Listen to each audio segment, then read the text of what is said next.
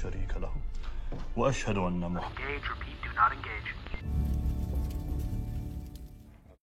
Film dibuka dengan memperlihatkan sebuah situasi ketika regu sniper tentara Amerika Serikat tengah mengawasi usaha penjemputan terhadap seorang tokoh pemimpin teroris Irak yang saat itu akan diamankan karena dianggap memiliki banyak informasi penting yang bisa dimanfaatkan.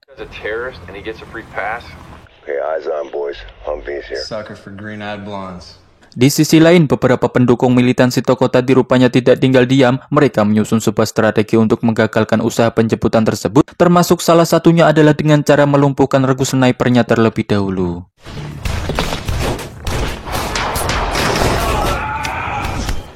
Satu dari 3 anggota regu sniper itu berhasil ditumbangkan, sehingga situasi tersebut memicu Frank yang sebagai seorang pemimpin regu menjadi agresif dan bertindak di luar kendali. Alhasil keluarga si tokoh yang semestinya dilindungi pun akhirnya malah ia bantai juga.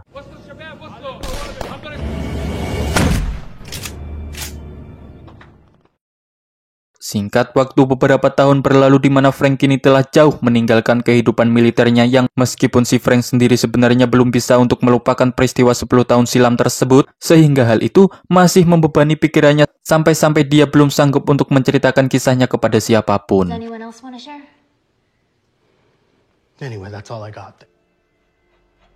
Frank yang kini sudah pensiun pun hari-harinya meski disibukkan dengan berbagai kegiatan di bengkel mobilnya, seperti pada hari itu dia bersama satu karyawannya baru saja selesai memperbaiki satu mobil yang sudah siap diantarkan kepada pemilik aslinya.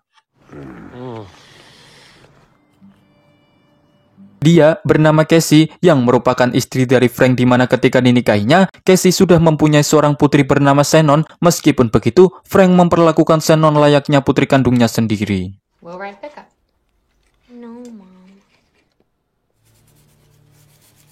Mengetahui Frank akan mendapat sebuah bayaran dari si pemilik mobil, Casey dan Shannon memaksa untuk ikut mengantar mobilnya sambil membujuk Frank agar mau membawa mereka liburan akhir pekan. Frank akhirnya membawa mereka meskipun ada rasa was-was di hatinya, sebab yang akan Frank tuju adalah seorang bos mafia yang Frank dulu pernah bekerja untuknya. Shannon and I like to drive the truck, don't we? Saturday?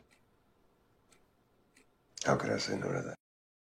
Tiba di tempat tujuan, Frank pun mendapat gangguan dari anak buah si bos mafia yang karena sikap sok kerennya sempat terjadi adu mulut yang berujung pada sebuah perkelahian.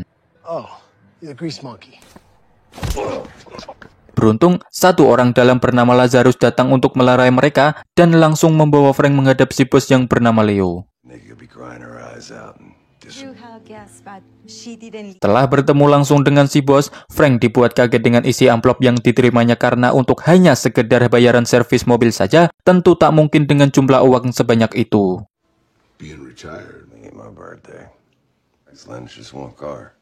Ternyata, si Leo ini punya niatan lain di mana Leo ingin Frank kembali bekerja untuknya sebagai seorang pembunuh bayaran, akan tetapi Frank menolak tawaran tersebut lalu pergi membawa amplopnya.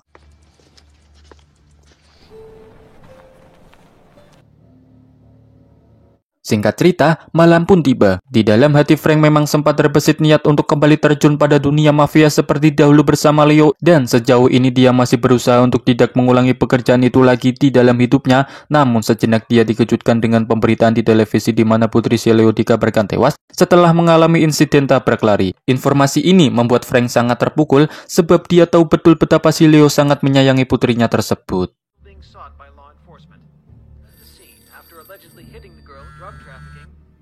Tak lama setelah itu datanglah Lazarus berikut dengan 2 orang pengawalnya yang tujuan dari kedatangan mereka adalah untuk menyampaikan perintah agar Frank mau membereskan pelaku yang telah menyebabkan putrinya tewas.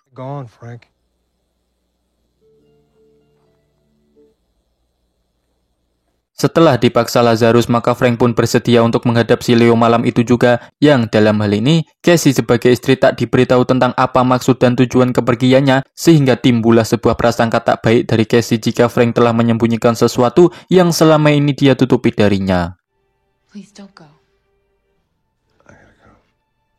Semakin Casey kepo, semakin kuat pula Frank mengunci mulut untuk mengatakan hal tersebut, sampai-sampai satu tamparan telah dilesatkan Casey tepat ke wajah si Frank.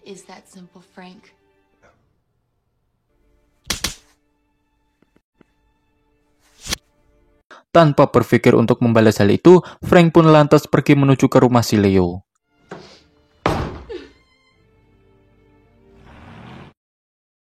Sebagai manusia konvensional pada umumnya, Leo rupanya masih belum bisa terima atas tragedi maut yang menimpa putrinya, terlebih lagi karena si pelaku yang malah melarikan diri. Maka dari itu Leo memaksa Frank untuk membunuh si pelaku. Jika tidak, maka Leo mengancam akan membocorkan rahasia dari masa lalu Frank kepada istrinya. And I'm gonna get the guy that killed her. This calls for a surgeon. Saying you gotta let it go. Dengan terpaksa, Frank pun menyanggupi permintaan bos Leo. Di sisi lain, Lazarus yang sudah mengantongi data lengkap si pelaku langsung menyerahkannya sekaligus meminta Frank untuk segera bergegas menjalankan tugas tersebut.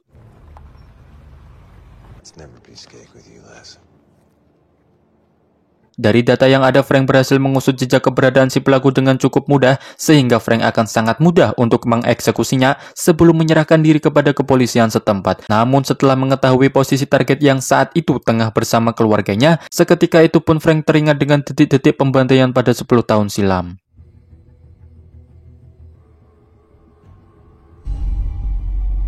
Bayangan itulah yang membuat Frank terjebak dalam dilema sampai akhirnya dia memutuskan untuk membiarkan si pelaku hingga tak lama pihak kepolisian pun datang untuk menangkapnya.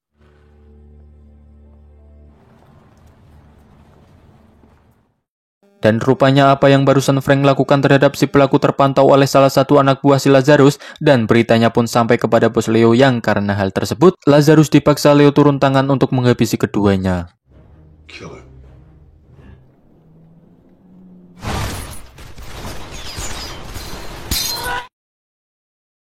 Sementara itu di tempat kediamannya, Casey dikejutkan dengan suara dering telepon yang diyakininya itu adalah panggilan dari suaminya. Namun karena khawatir terjadi apa-apa, lantas dia pun memeriksa keadaan di sekitarnya terlebih dahulu karena tiba-tiba...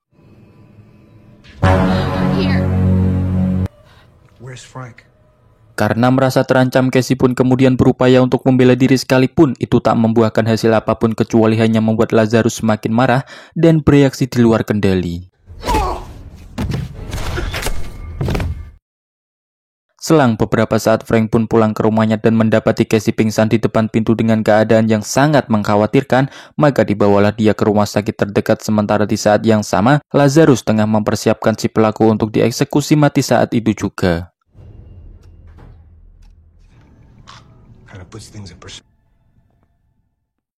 Kembali pada Frank di mana dia telah kedatangan rekan seperjuangan lamanya dulu bernama Timo. Menyusul adanya kabar penculikan Shannon oleh komplotan si Leo, dengan sukarela Timo siap membantu Frank untuk mengatasi masalah tersebut. Di sisi lain, Casey merasa sangat terpukul. Selain karena khawatir akan keselamatan putrinya yang diculik, dia juga merasa sangat kecewa oleh sikap Frank yang telah membohonginya selama ini. Maka demi menembus kesalahan tersebut, Frank dibantu Timo berjanji akan segera membawa Shannon pulang dalam keadaan selamat. Tell me why we're here, Frank. The past 2 years, you've done... Singkat waktu mereka sudah tiba di kediaman Leo yang keadaannya saat itu terlihat sangat sepi. Beruntung masih terdapat satu pria yang bisa dijadikan sumber informasi kemana Leo telah membawa Shannon pergi. Belum juga informasi didapat, pria itu tiba-tiba menyerang Frank sehingga Timo yang mengetahuinya pun segera menembaknya hingga dia tewas saat itu juga. Belakangan diketahui ternyata si Leo sejauh ini masih belum bisa melupakan kematian putrinya, sehingga dia memutuskan untuk membawa Shannon ke kampung halamannya. Lalu disekaplah dia di sana, akan tetapi dengan diperlakukan sebagai anak sendiri. Namun sang istri tetap menyalahkan sikap Leo yang berlebihan tersebut. Ella no debería de estar aquí, Leonard. Sebagai seorang mantan partner, Leo tentunya mengetahui persis di mana posisi keberadaan putrinya saat ini, tepatnya di sebuah daerah di Meksiko yang Leo jadikan sebagai pabrik narkoba dengan persenjataan yang telah dipersiapkan. Mereka pun berhasil menguasai hampir seluruh area tersebut dengan melumpuhkan semua penjaga yang ada di sana.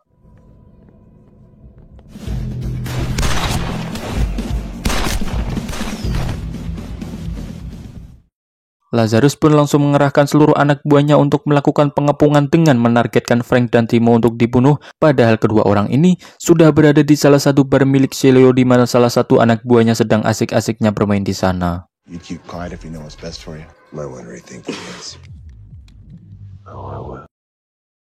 Dari orang inilah Frank kemudian mendapat informasi lebih detail tentang Shannon yang disembunyikan. Sementara di luar bar, terlihat Timo sedang menghabisi anak buah si Leo termasuk orang yang tengah diinterogasi. Frank pun akhirnya harus tewas pada keributan tersebut.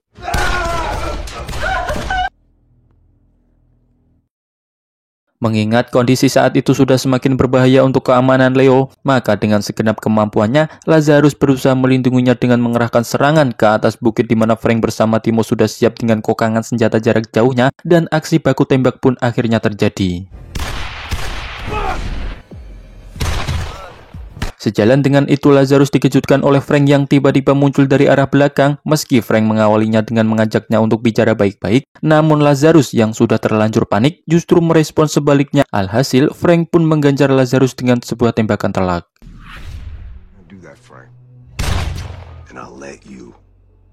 Nasib naas juga dialami oleh Timo di mana rupanya aksi baku tembak barusan telah melukai tubuhnya. Juga di tengah-tengah kondisi seperti ini, dia masih berusaha agar Frank segera menemui Shannon, karena jika tidak, maka dalam sekejap Leo akan membawanya kabur dari sana.